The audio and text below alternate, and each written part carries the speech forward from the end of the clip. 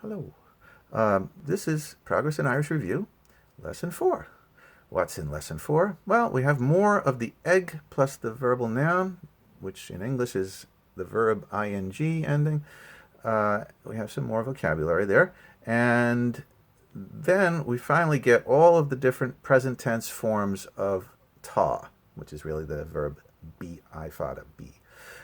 So these are the combination forms sometimes with an ending. When it's the first person, meaning I or we, there's a combined ending, time or timage. But when it's not, it's separate pieces, the verb plus the pronoun. Ta tu, ta she, ta she, ta shiv, ta shiad. Simple.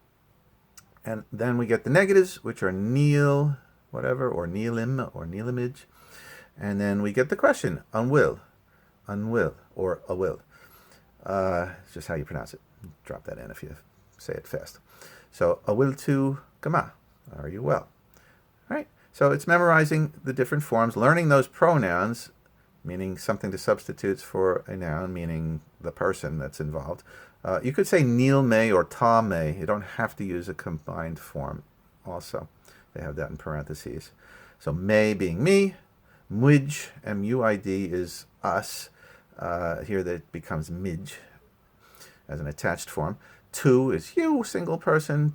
Shiv is yous. She is he and she. And shead is them. Study up.